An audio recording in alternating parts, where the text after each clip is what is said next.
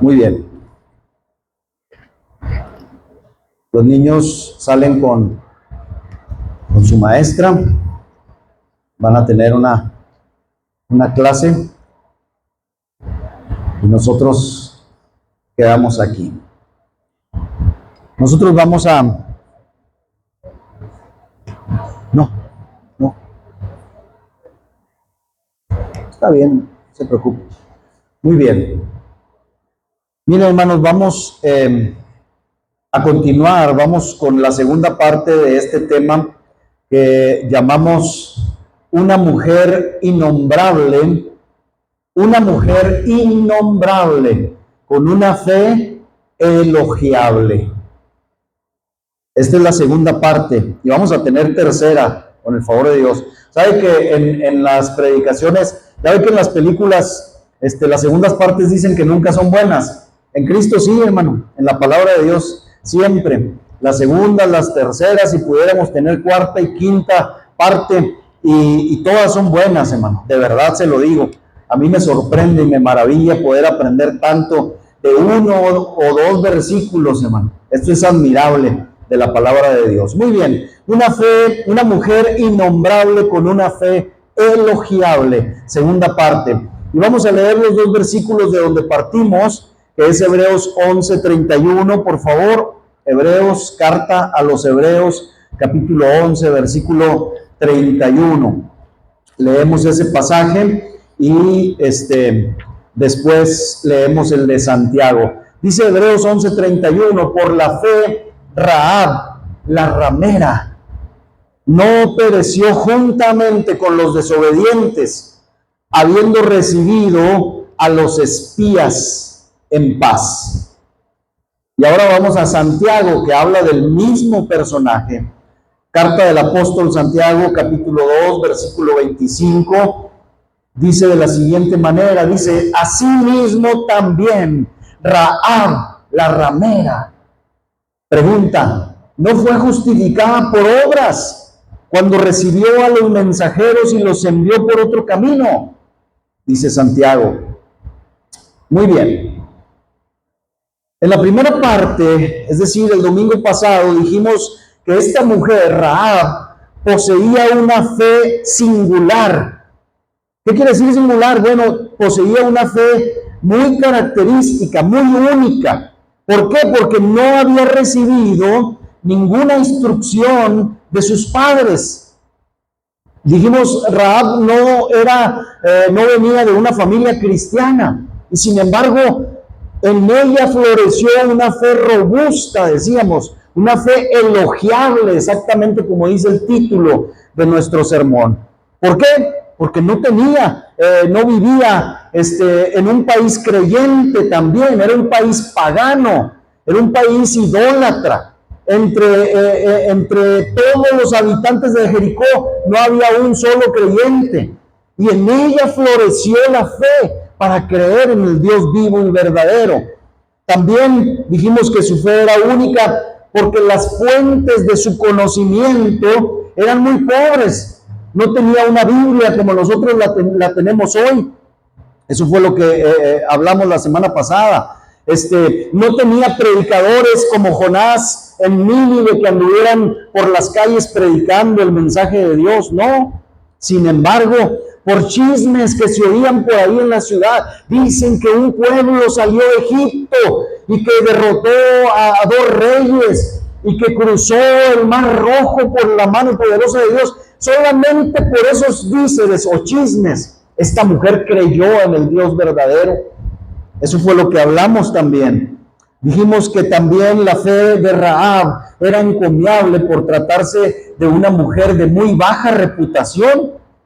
Porque, si usted se fijó, hasta lo dije así en voz quedita, porque era una prostituta, era una ramera, y sin embargo ella creyó con todo el corazón y fue salvada de la destrucción.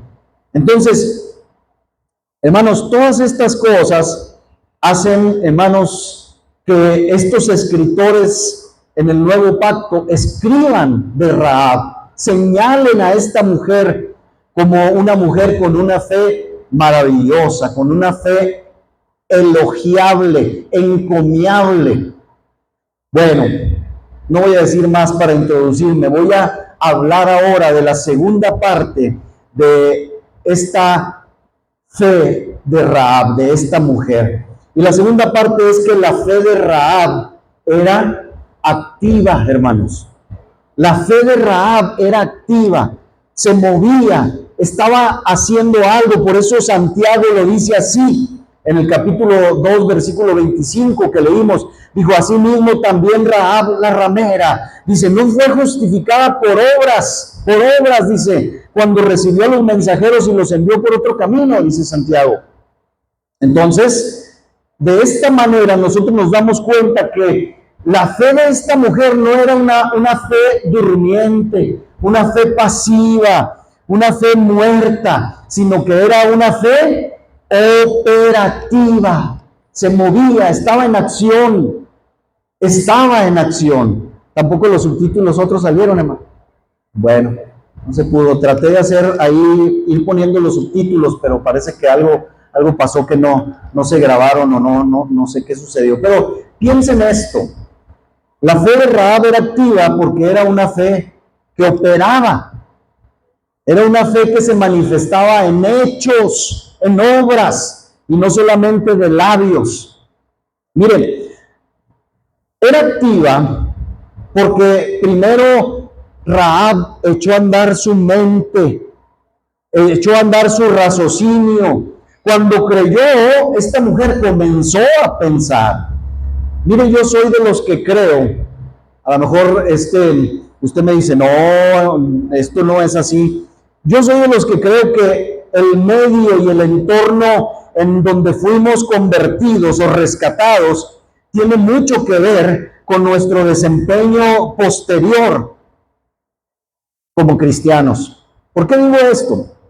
Porque ciertos creyentes que se convierten en cultos de avivamiento, en servicios donde abundan emociones desbordantes, donde hay, escuche bien esto, no estoy en contra, yo creo en el don de lenguas, creo en el don de profecía, pero también creo que cuando alguien se convierte y no se le enseña o no se equilibra la enseñanza y la doctrina, y solamente enseñamos a la gente a tener o a vivir todo emocionalmente, caemos en un problema, donde solamente hay lenguas caídas, dicen unos, hoy hubo tumbación, dicen, ¿ah?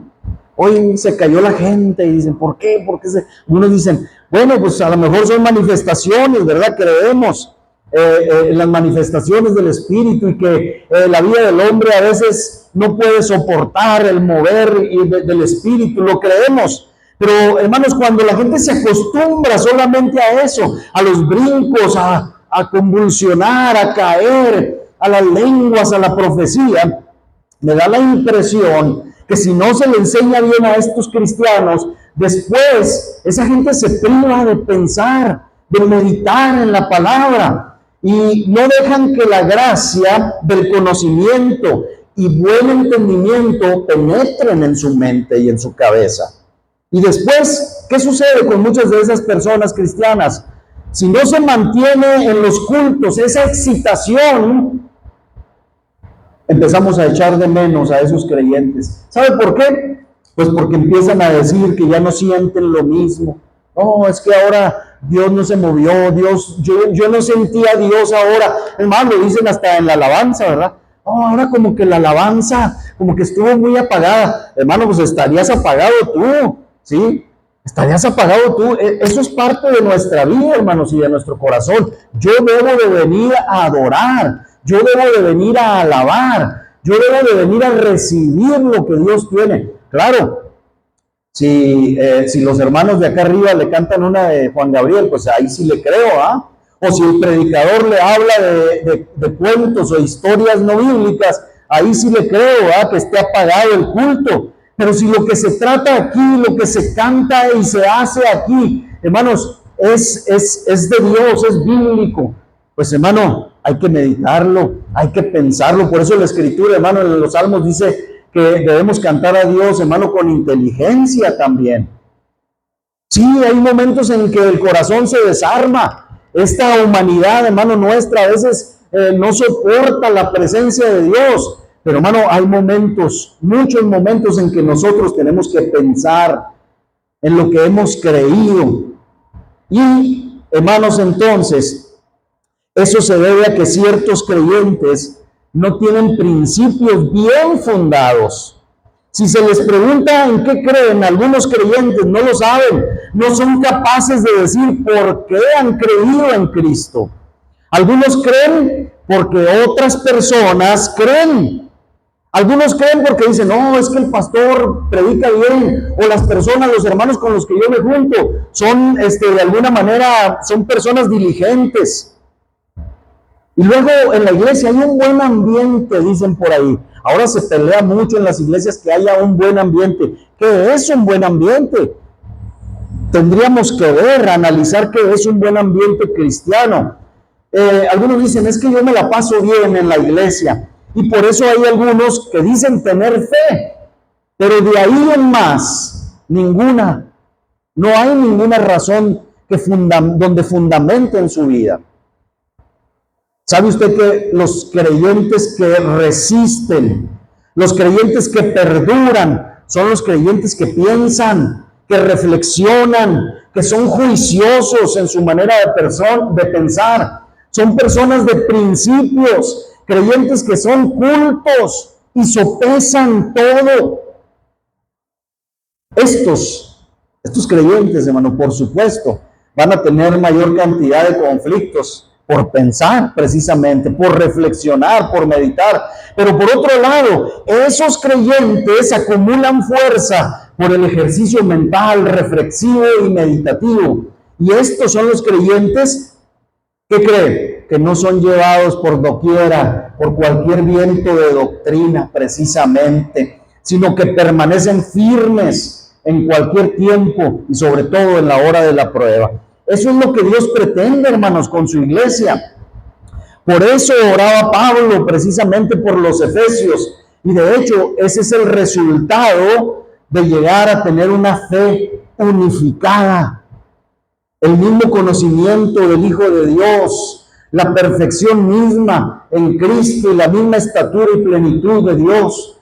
Todo esto, ¿para qué? ¿Por qué nosotros declaramos y oramos para que ese texto que está ahí escrito se cumpla en nuestra vida? ¿Por qué? ¿Ha leído el contexto de este versículo, hermano? Pues lo vamos a leer hoy. Enseguida de ese versículo, Pablo dice por qué él persigue que todos lleguemos a la unidad de la fe y del conocimiento del Hijo de Dios. Pablo dice por qué debemos buscar llegar a la estatura de la plenitud de Cristo, al varón perfecto. Y aquí lo dice, ese es el versículo 13 del capítulo 4 de Efesios, dice el versículo 14. ¿Para qué? Dice Pablo. Dice, para que ya no seamos niños fluctuantes, que ahora quiero esto y mañana esto, que hoy soy esto y mañana soy aquello. Dice, llevados por doquiera de todo viento de doctrina, dice, por estratagema de hombres que para engañar emplean con astucia las artimañas del error. Para eso buscamos esto, para eso oramos, para que esto se cumpla en nuestra vida. Y sigue diciendo en el versículo 15, sino que, siguiendo la verdad en amor, crezcamos en todo, dice, crezcamos en todo, en aquel que es la cabeza, esto es Cristo. Y el versículo 16 dice, de quien todo el cuerpo, bien concertado y unido entre sí, por todas las coyunturas, dice, que se ayudan mutuamente, según la actividad propia de cada miembro, recibe su crecimiento, dice, para ir edificándose en amor. ¿Se fija? Quiera Dios entonces que tengamos un gran ejército, hermanos, de creyentes, pero creyentes pensantes, creyentes reflexivos, pues, ¿sabe qué? Si es así, el ritualismo, el sectarismo, los vientos de doctrina nos harían muchísimo menos daño. El problema ahorita con muchas congregaciones, hermanos, es que están comiendo doctrinas extrañas, que han hecho, que han creado hombres, como dice aquí, que para engañar están empleando con astucia las artimañas del error.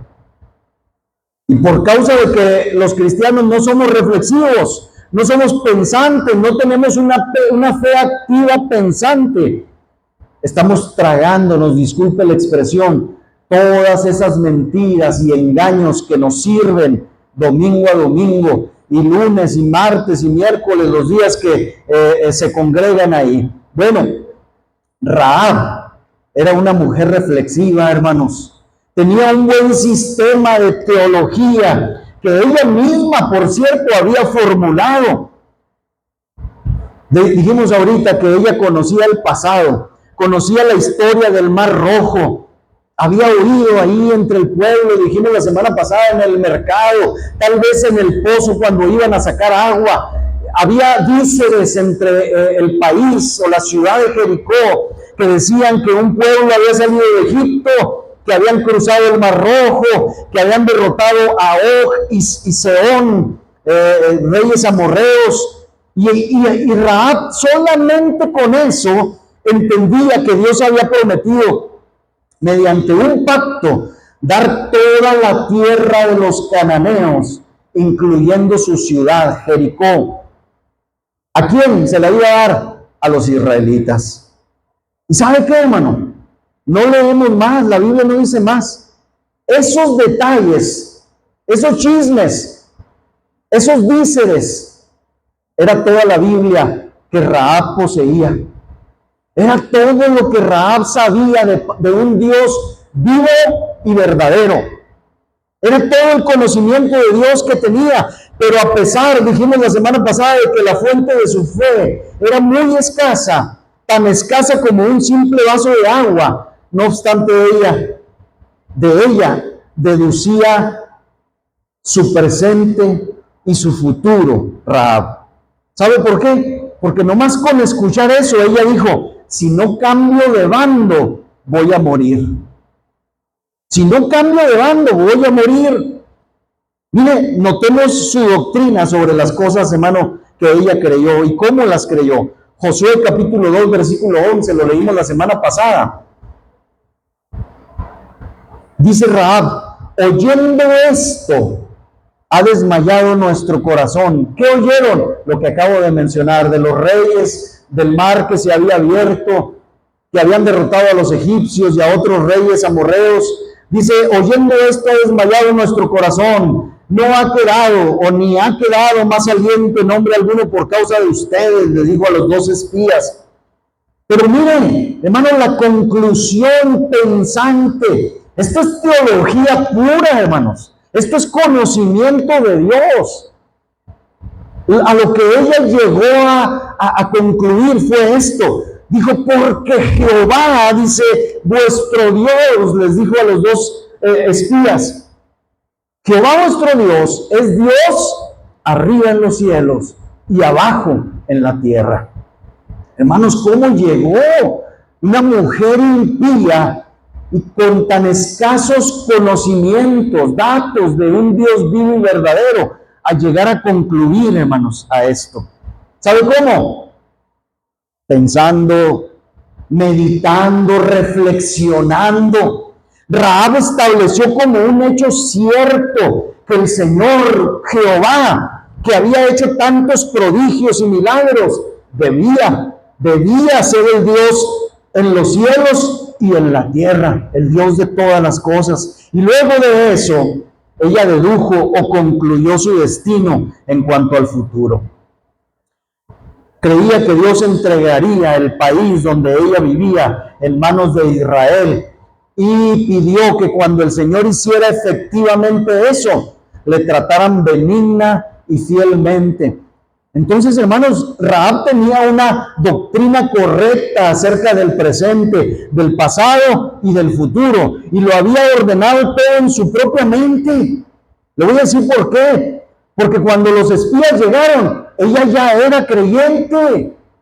Cuando los espías llegaron, ella ya estaba lista para ayudar al pueblo de Dios. Su corazón, su mente estaban convencidos de que Dios, el Dios de los judíos, el Dios de los israelitas, tenía que ser su Dios, porque si no, ella estaba destinada a morir. Mira, hermano, qué fe la de esta mujer. Pero, hermano, no nació de la nada. Esta mujer pensó, reflexionó, meditó en lo que estaba sucediendo y en lo que se decía. Su pensamiento no solo era tan activo que se convirtió en una especialista en doctrina, sino que era activa en su mente en cuanto a su decisión por el Señor.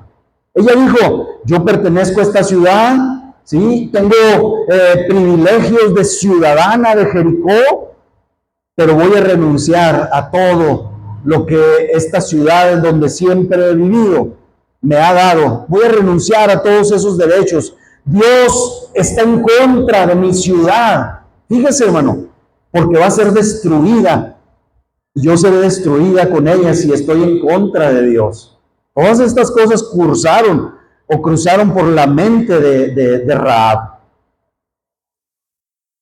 Rahab dijo, pero ese Dios del que he oído solamente es el Dios verdadero, por tanto, yo voy a tomar partido con él, yo me hago a su lado, participo con su pueblo. Si él me recibe, yo me voy a poner bajo sus órdenes, bajo la sombra de sus alas, y le pediré que me cubra con su manto. Y eso fue realmente lo que sucedió. A partir de ese momento, dijo ella, yo no soy ya ciudadana de Jericó, ni soy más leal a su rey ni a sus leyes. Y entonces cuando los espías llegaron, ella ya sabía lo que haría. Hermanos, esto no fue una ocurrencia de último momento, sino que ya había considerado no estar obligada a participar en la defensa de su ciudad. Ella no corrió y dio aviso al rey de Jericó de que los espías habían llegado. ¿Sabe por qué? Porque se consideraba ya como una mujer de otro pueblo, de otra nacionalidad. Hermanos, dice la Escritura que nosotros los cristianos somos ciudadanos del cielo, tenemos otra ciudadanía. Nuestra ciudadanía, dice la Escritura, no está aquí en la tierra. Somos ciudadanos de otro reino, de otro rey, de otro señor. Hermanos, Rahab pues se consideraba una mujer de otro pueblo ya, de ese pueblo escogido y bienaventurado, y como tal trabajó y actuó. Qué bueno sería que algunos creyentes fuéramos siquiera la mitad de decididos que esta mujer. ¿Por qué? Porque conocemos la verdad, pero no la defendemos. Podemos oír que la verdad de Dios es atacada y denigrada, y sin embargo nuestra sangre no arde nunca con indignación contra los adversarios de Dios. ¡Qué curioso! Nos quedamos muy callados y tal vez por la razón que no tenemos nada que decir a veces. Hemos aprendido formas, hermanos, ritualistas, vacías, grandes dosis de sentimentalismo, ríos de emociones, pero no hemos aprendido nada sobre Cristo. No podemos aportar ninguna razón de la esperanza que debiera estar en nosotros. Y por tanto, pues no podemos presentar la verdad ni la esperanza con mansedumbre y con la reverencia que se requiere. Y entonces nuestra creencia, nuestra fe es letra muerta. Son palabras, ¿ha oído la expresión? De lengua me como un plato. Como creyentes a veces, hermanos, de lengua somos los creyentes más fervorosos, más fervientes, más consagrados. Estamos casi en el cielo, de lengua, hermanos, de lengua. Pero la fe de Rahab, hermanos, de esta mujer era una fe, hermano, meditativa, una fe que la llevó, hermano, a tomar decisiones, a obrar correctamente, hermanos, correctamente. Que Dios nos libre, hermanos, de una fe inactiva, de una fe muerta. Que Dios nos renueve el juicio, que ilumine nuestro entendimiento y que nos haga decidir por la verdad y la justicia delante de quien sea. Apliquémonos al estudio de Dios. Fortalezcamos nuestra fe. ¿Sabe por qué? Por el bien de nuestra alma y por el bien de los que nos rodean, hermanos. Punto número 2. A continuación, vino otra forma de actividad en Rahab. Su fe era activa en su propia esfera en ese momento. Escuche esto. La fe de Rahab fue activa en su propia esfera. ¿Qué quiero decir? Miren, como ya hemos dicho, conjeturado, pensado, Rahab tenía la disposición de atender a los forasteros. Lo dijimos la semana pasada. Entonces, descubriendo a los siervos de Dios bajo la apariencia de dos espías, supo de inmediato, hermano, lo que debía de hacer. ¿Qué hizo Rahab con los dos espías? Los llevó a su casa e hizo lo mejor que pudo para esconderlos. Miren, con esto quiero decir que Rahab no se proponía ser una heroína. Rahab lo dijo en su corazón: ahora que soy una seguidora del Dios verdadero, debo hacer algo grande, extraordinario, para que todos vean mi grande fe. No, hermanos, no empacó sus cosas cuando ella creyó en Dios y partió a un lugar lejano donde pudiera darle a Dios un servicio más destacado y vistosamente reconocido, sino que ¿qué hizo Rahab? Se quedó en donde estaba. Todavía se quedó ahí en Jericó y ahí sirvió a Dios, hermanos. Se preocupó en el momento por sus propios huéspedes, cuidó de su casa, de los suyos. Y es que yo creo que las mejores formas para la actividad de la fe verdadera son ponernos en acción y en servicio en el lugar donde Dios nos ha encontrado, hermanos. Quiero decir que nuestra obligación como creyentes no es hacer lo que creemos que será mejor para que nuestro servicio y labor se note más, sino lo que el Señor nos dice que hagamos en el momento, lo que el Señor nos ha asignado a hacer. ¿Cuántas veces hemos oído en nuestras iglesias creyentes que dicen: me voy de la congregación a otro lugar donde sea valorado más lo que yo hago? ¿Ha escuchado gente así? Siempre hay gente así. No, yo me voy porque no valoran lo que yo hago. Y no hay en eso un grande aire o dejo o hambre, como se diga, de ser reconocido humanamente. Hermanos, si yo quisiera ser reconocido humanamente, créame lo que no estaría aquí. No estaría aquí. Pero qué bueno cuando un cristiano siente que no va a elegir él mismo su trabajo, sino que va a asumir el trabajo que Dios escoja para él.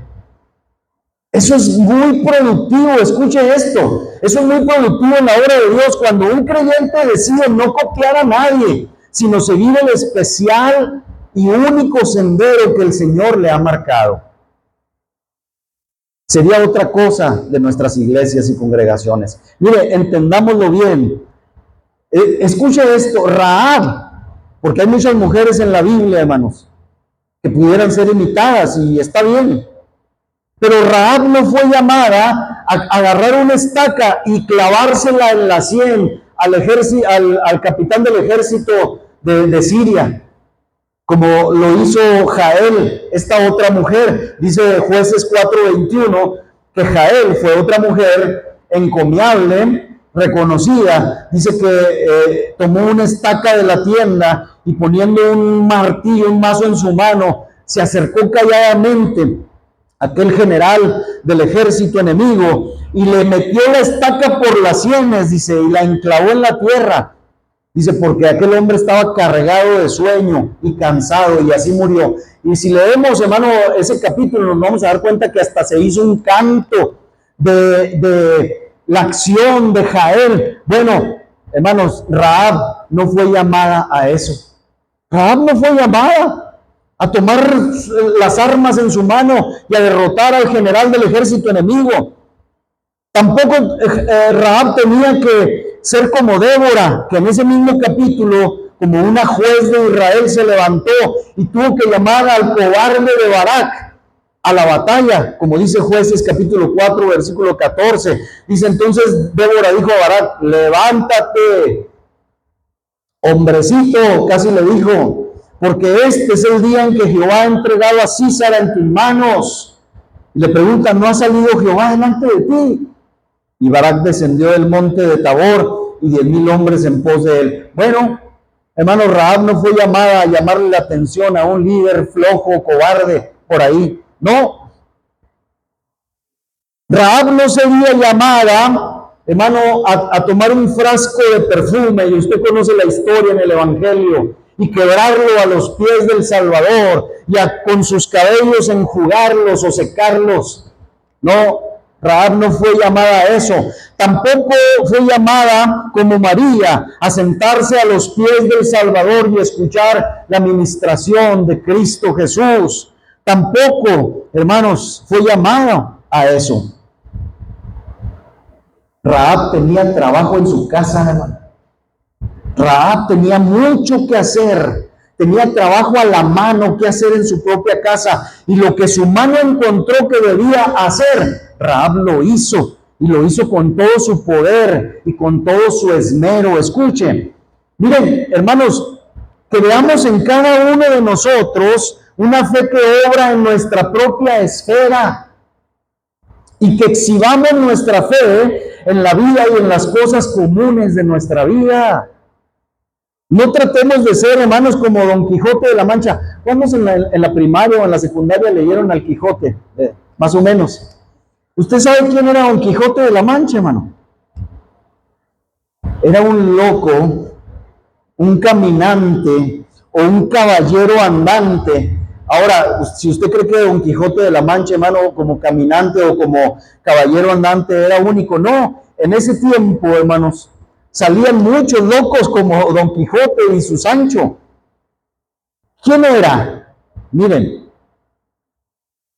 eran caballeros andantes, es decir, era un caballero andante, era un guerrero noble que debía salir de la corte o de un espacio familiar en busca de batallas y aventuras inesperadas, en las que ganaría la fama y la honra necesarias para ser reconocidos como el mejor de los caballeros y por ende merecedores de la mejor dama, de la mujer mejor conocida, codiciada, y también de la gratitud del rey. Hermanos, los cristianos no somos llamados a ser caballeros andantes, no somos llamados a ser Quijotes. No andamos buscando la fama, no andamos buscando el reconocimiento, no andamos buscando, no hemos buscado ganar el reconocimiento de los hombres. No somos eso, hermanos.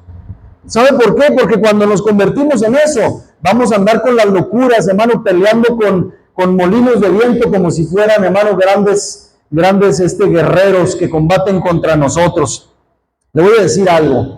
De los años en que yo me convertí a la fecha, he observado cosas en la iglesia, cosas que han ido cambiando. Escuchen, las cosas han cambiado, hermano, en la iglesia.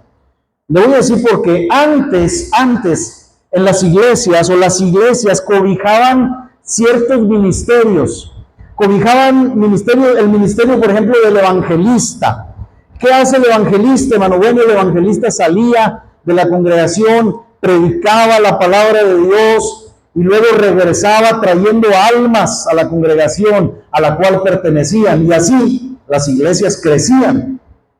Mientras que el pastor y los maestros, porque no solamente el pastor debe de predicar y enseñar, hermano. En una iglesia, dice Pablo, precisamente deben de existir apóstoles, profetas, maestros, evangelistas, ¿sí?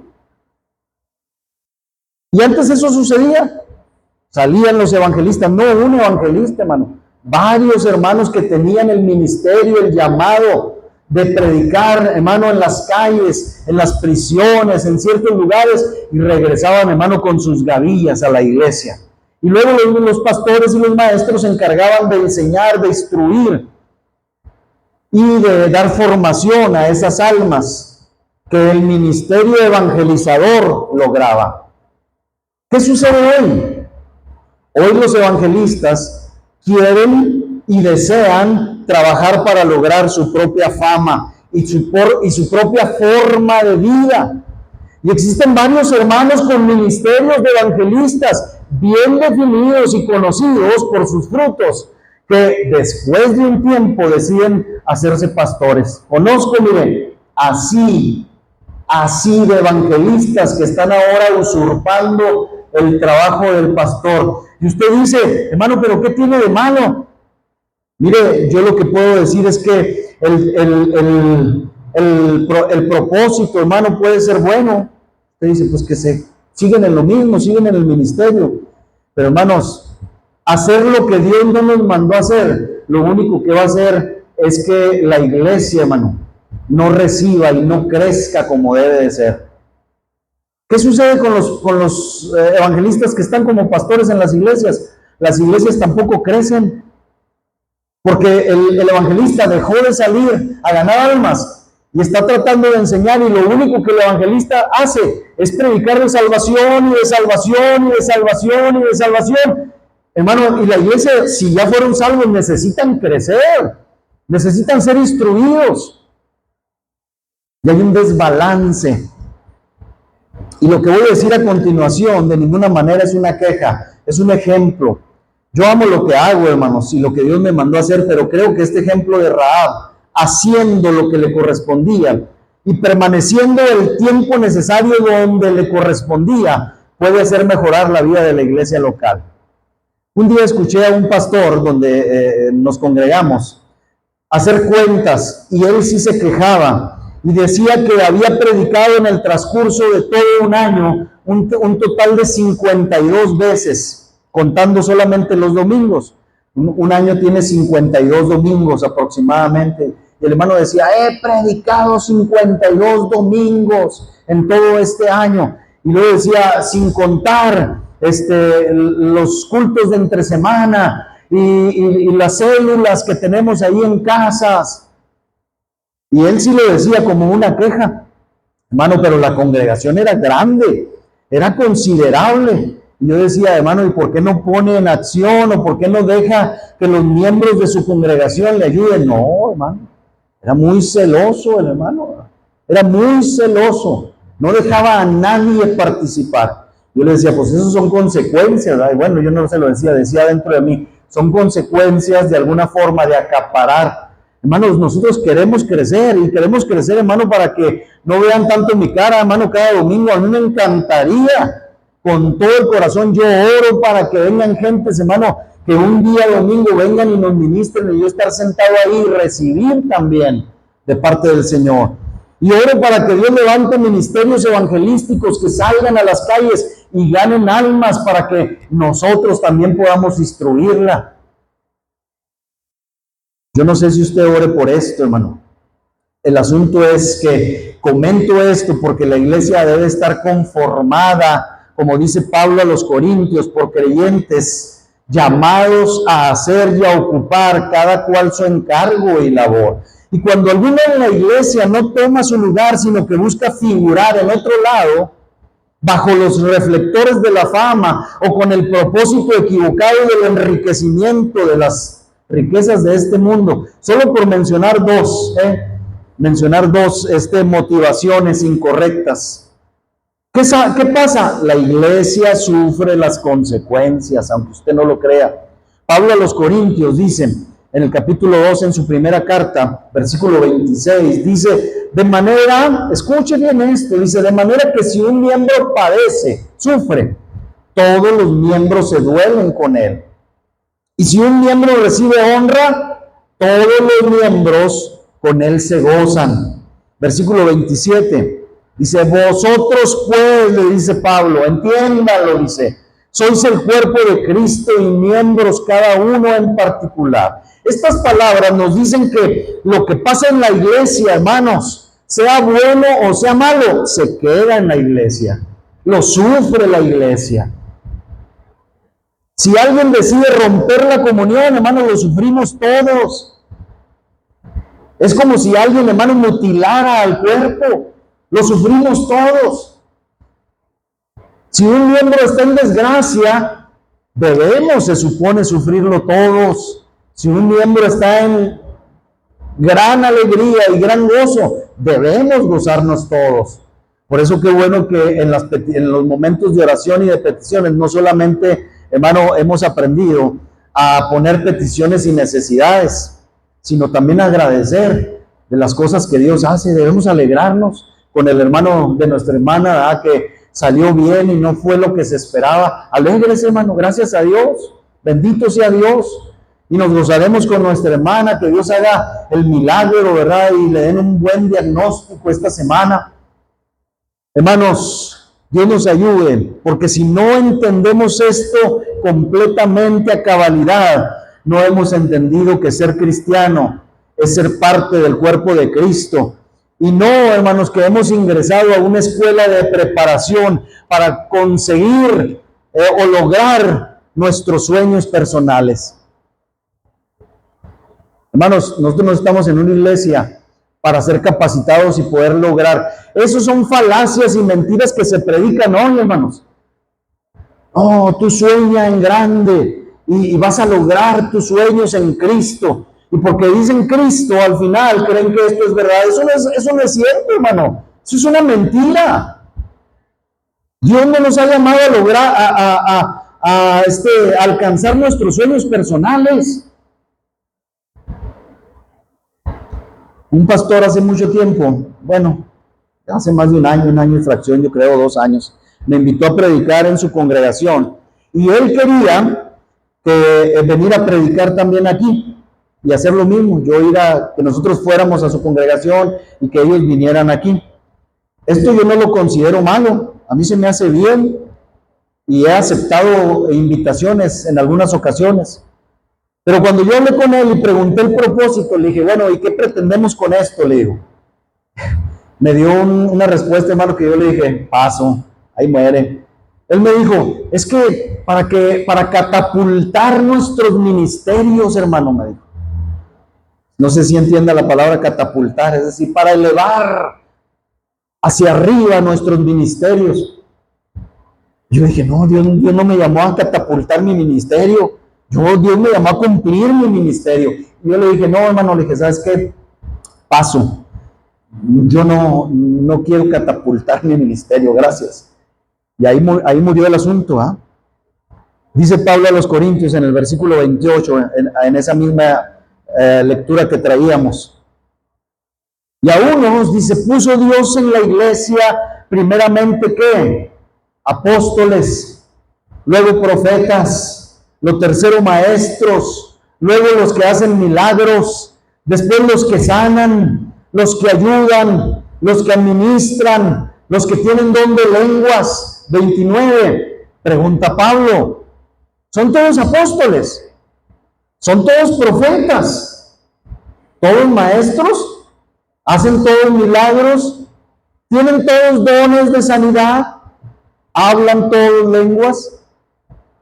¿Interpretan todos? Y la respuesta a cada una de estas preguntas es no. Y esto porque todos tenemos un trabajo igualmente asignado por Dios, diferente y por tanto especial. ¿Para qué? Para desarrollar en nuestro ámbito, en nuestra esfera local, hermanos, lo que Dios nos mandó a hacer. Y lo mismo sucede con nuestro trabajo allá afuera, escuche, en nuestros quehaceres seculares. Hermanos, que nuestra fe nos haga creer que Dios nos ha hecho ser lo que somos. Una madre de familia, una ama de casa, una hija, un esposo, un obrero empleado o un patrón empleador, un pastor o un diácono. Sirvamos a Dios como lo que Dios, hermano, nos puso a hacer. Siempre hay algo que debemos hacer en nuestra posición. Sé que Dios puede hacer llamados extraordinarios y debe ser nuestra oración también. Yo oro pidiendo que Dios llame a personas. Yo me fijo que cada vez hay menos llamados a salir a las misiones, hermano. Veámoslo en las iglesias. Tengo muchísimo, no soy de estar viendo muchas predicaciones, pero las predicaciones que oigo, hermano, están muy lejos de hacer llamamientos para salir al campo misionero. Eso casi está extinto, hermanos. Pero yo sé que podemos ser llamados. Me alegra mucho que mi hermano tenga en su corazón un día servir al frente de un centro de rehabilitación, porque ese es su trabajo, ese es su llamado. ¿Y ahorita qué hace? Pues va a un centro de rehabilitación, no lo administra él, pero va y sirve en ese lugar. Podemos ser llamados a un servicio especial y recibir gracias especiales y selectas para eso, pero es mejor que mientras no recibamos un llamado así, nos ocupemos de lo nuestro en la esfera real y cotidiana en la que Dios nos ha puesto, hermanos. Moisés pastoreaba ovejas cuando le fue ordenado que liberara a Israel. ¿Se acuerda? Moisés estaba en el desierto pastoreando ovejas. Gedeón estaba trillando los campos cuando se le apareció el ángel y lo llamó. Los discípulos estaban pescando y otros estaban trabajando en los tributos públicos cuando Jesús les hizo un llamamiento.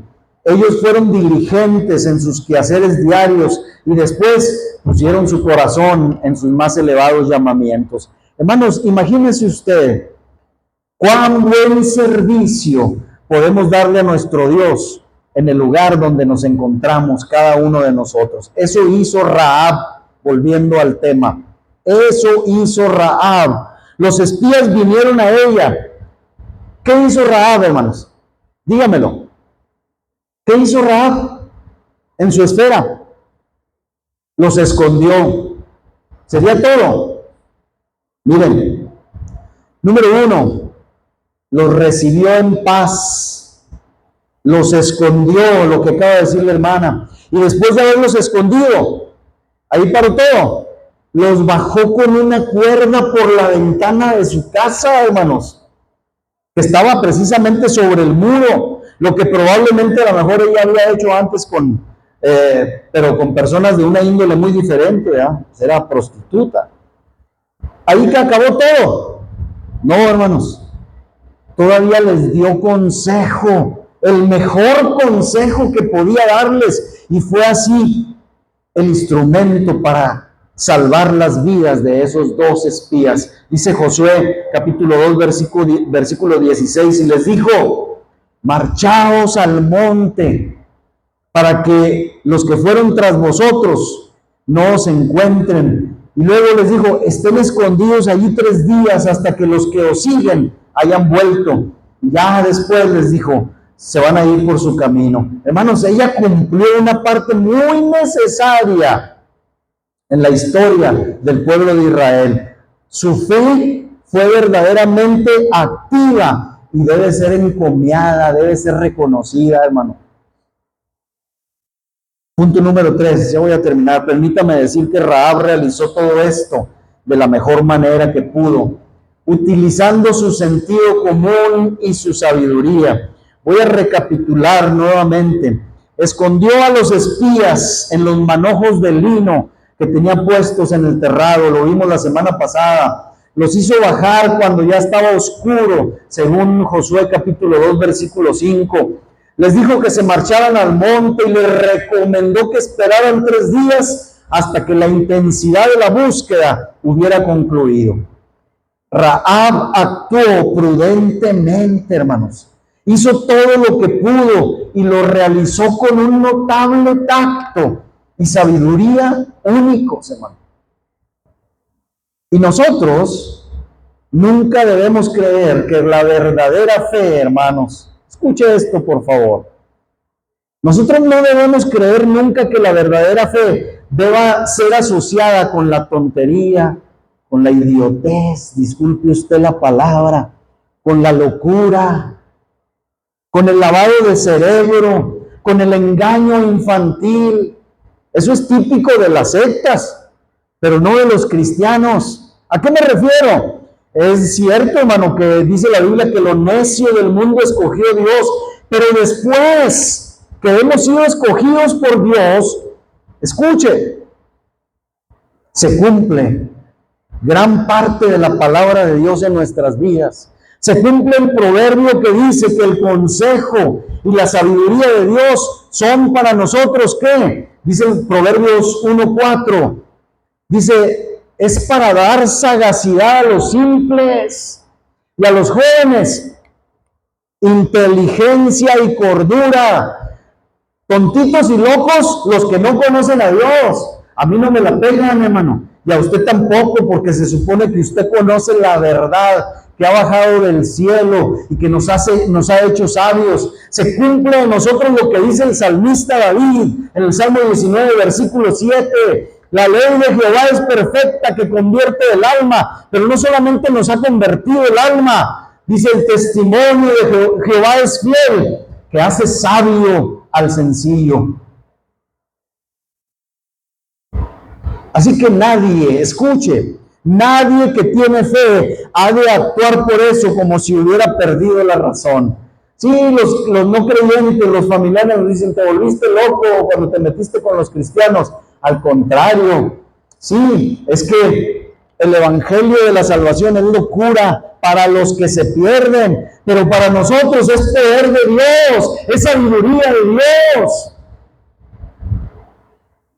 La fe, hermanos, es el sentido común espiritual. Hermanos, yo cansado de ver, y yo se los he dicho en otras ocasiones, en la sierra, allá refundido, hermanos, a 8 horas de camino de aquí, a personas, hermanos, que no sabían leer, no sabían escribir, hermanos, y que cuando empezaron a escuchar la palabra de Dios, se aguzaron. Cuando Dios los rescató, hermano, se avisparon, como dicen por ahí. Hermanos, si antes iban por ahí algunos chavochis mestizos como nosotros y les quitaban, hermanos, las chivas, las vacas por unas cuantas monedas, hermanos, se avisparon y cuando se convirtieron dijeron, a ver, vamos haciendo negocios. ¿Cómo que tan fácil? Se pusieron listos, hermano. Dios da sabiduría.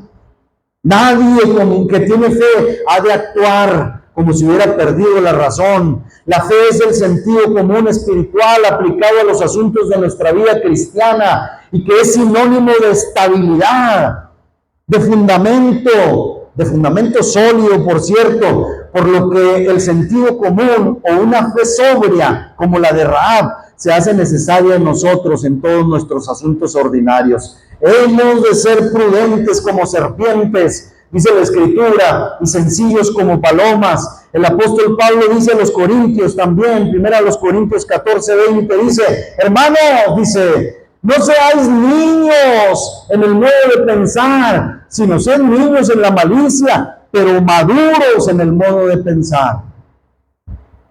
Pensemos en lo que sucedería si los creyentes utilizáramos más nuestro ingenio, más nuestra sabiduría y gracia cuando servimos a Dios, de la misma manera que lo hacemos cuando hacemos alguna transacción secular, hermanos.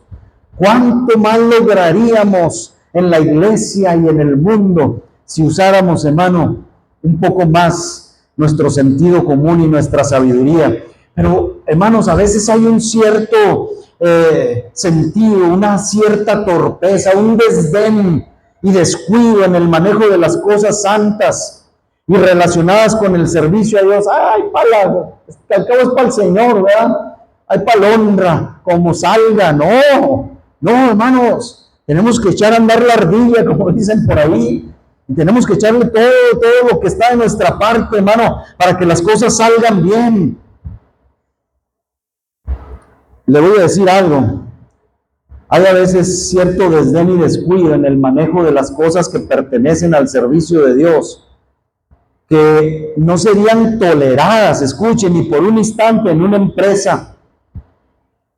Y entonces, a veces tenemos entre los servidores de Dios a hombres que ni siquiera serían considerados dignos de su salario, vendiendo chucherías en la calle o apacentando puercos perdonen la expresión, y mucho menos como cabezas y líderes, ¿sí? Como cabezas y líderes, hermano, en la iglesia, en proyectos cristianos.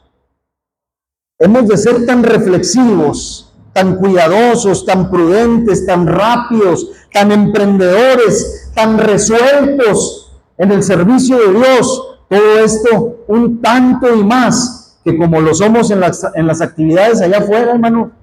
A veces somos una chispa en los negocios, somos una chispa en muchas cosas, pero en la iglesia, ahí nos la vivimos campechanamente. No, hermanos, ¿qué sería de la iglesia si todos los creyentes hiciéramos, hermanos, las cosas con sabiduría, con reflexión, con gracia? Porque la gracia la tenemos. Reconocemos pues en este mensaje la fe de Rahab por eso, porque a la vez que estaba completamente activa de la manera en que mejor podía servir al pueblo de Dios, puso también su ingenio y sus habilidades en plena acción. Yo le pido que lea en casa todo lo que hizo y cómo lo hizo cuando se trató de servir a Dios y al pueblo de Dios y a la causa de Dios. Lea desde el capítulo 2 de Josué hasta el capítulo 6. Y ahí vamos a comprobar que Rahab usó de sabia prudencia en todo lo que hizo cuando se trató de servir a Dios y a su pueblo. Y último punto, la fe de Rahab era activa a pesar de correr grandes riesgos. La fe de Rahab la hizo correr el riesgo de ser condenada a muerte, pues si los espías hubieran sido descubiertos, hermanos, habría habido un juicio y condena inmediatos para esta mujer. Le habían dado cuello, hermano. La espada del rey de Jericó habría cortado pronto la cabeza de la mujer que se atrevió a esconder a los enemigos de su país. Pero ¿sabe qué? Ella apostó todo alegremente. Fíjese bien. Apostó todo alegremente a la verdad de Dios y corrió todos los riesgos para salvar a los siervos del Señor. En esto era muy superior a algunos creyentes, quienes no arriesgan su empleo, su situación, su buen nombre o incluso el amor de sus parientes por la causa de Jesucristo. Es un ejemplo, hermanos, esta mujer. Rahab era poseedora de una fe activa y podemos decir, tal como lo afirma Santiago 2:25, de donde partimos. Dice, no fue justificada por obras cuando recibió a los mensajeros y los envió por otro camino. Es decir, no fue acompañada la fe de esta mujer por obras decididas, sabias y además arriesgadas. No es esta fe justificada, una fe que producía obras, por cierto, obras muy valientes, tratándose de una persona nueva en la fe. Qué tremendo, hermano. No fue la obra del Espíritu Santo en ella, una visible actividad valerosa que justificó su fe demostrando que era real y la justificó mostrando que era sincera. Hermanos, ¿cómo adolece la iglesia de hoy de las obras decididas y arriesgadas de la fe? ¿Cuánto nos hace falta pasar de una fe de labios a una fe viva y presente en nuestra vida diaria? Se acabaron esos tiempos donde los creyentes nos arriesgábamos a todo con tal de ganar un alma. Pero ¿serán los tiempos los que se han acabado? ¿O será que hemos dejado a un lado la firme decisión de predicar a tiempo y fuera de tiempo? Y esto a pesar de lo que nos pueda pasar. ¿Cuándo, pregunto, cuándo y dónde perdió la iglesia ese valor que le caracterizaba para prevalecer ante las mismas puertas del infierno? ¿Desde cuándo la iglesia adoptó los modales refinados para decidir no predicarle a un mundo que groseramente ofende todos los días al Dios Santo, como lo decía MacArthur? ¿Dónde quedaron los Josués, los Calebs, que a diferencia de los otros 10 espías le creyeron a Dios y alcanzaron las promesas? ¿Dónde está, como dice el cantor Marcos Vidal, ese niño que mató al gigante? ¿Dónde están las Rahabs de hoy? ¿Y dónde las Esteres que arriesgaban la vida por Dios y por su pueblo también? ¿Qué le falta, hermanos, a nuestra fe que no pueda suplir ese Dios bendito de nuestros antepasados y que aún hoy no ha cambiado? Llegará el día en que habremos de dejar de llamarnos cristianos, hermano. Y pregunto esto porque nuestro nombre se lo debemos a uno que en ningún momento se achicó, no se arrendó, por lo que no sé si sea justo cargar con el nombre de cristianos. Conclusión: nosotros como creyentes del siglo XXI tenemos la ventaja de poseer mucho más en qué reflexionar, en qué meditar. Tenemos una revelación completa, tenemos más testimonios acumulados del poder de Dios y con más justas razones podemos decir que el Dios nuestro es Dios arriba en los cielos y abajo en la tierra, y en eso nuestra fe debe ser superior a la de esta mujer Rahab. El tiempo que le queda a la iglesia en este mundo, hermanos, es muy breve y por lo tanto valioso en gran manera, como para que no ocupemos cada uno nuestro lugar en el servicio, tal como Rahab lo ocupó en su momento, en su casa, en su ciudad y hasta en lo que a su antigua reputación le permitía.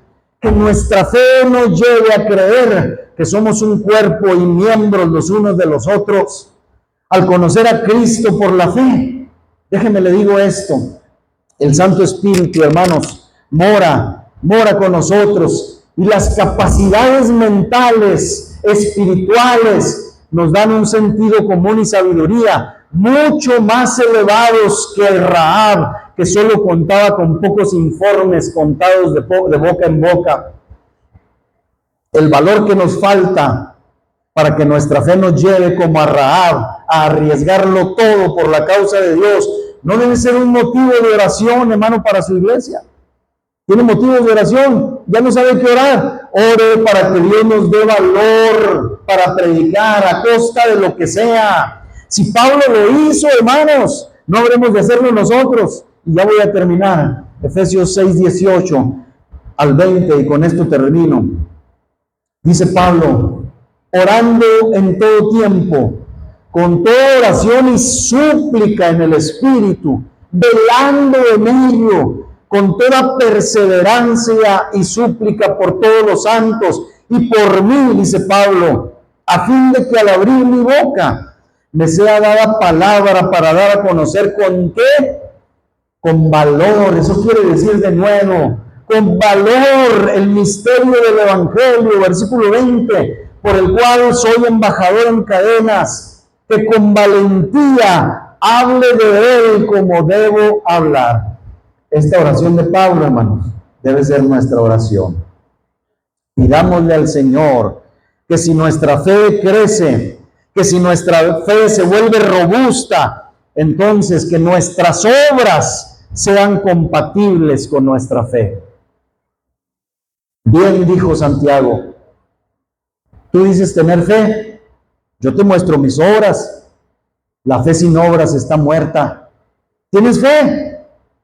Dices que eres un cristiano consagrado y verdadero. Demuéstralo por tus obras, como lo demostró esta mujer, hermano, en su tiempo, en su ámbito, en su momento, con valor, con sabiduría, con toda la gracia que podía tener, que no era mucha en ese momento para ella. Póngase de pie. Vamos a seguir hablando, hermanos, una tercera parte de este tema, con el favor de Dios, con la ayuda de Dios, la semana que entra. Póngase de pie. Empiece preguntándose: ¿qué es la fe? ¿Qué es la fe, hermanos, para usted? ¿Qué es su fe? ¿Cómo es su fe? No se pregunte por la fe del hermano Luis Carlos, ni de la del pastor, ni la de Rafa, ni la de nadie. Pregúntese por su fe. ¿Qué es su fe? ¿Cómo es su fe? Quiero orar. Señor, qué gran enseñanza, Dios, nos das a través de esta mujer.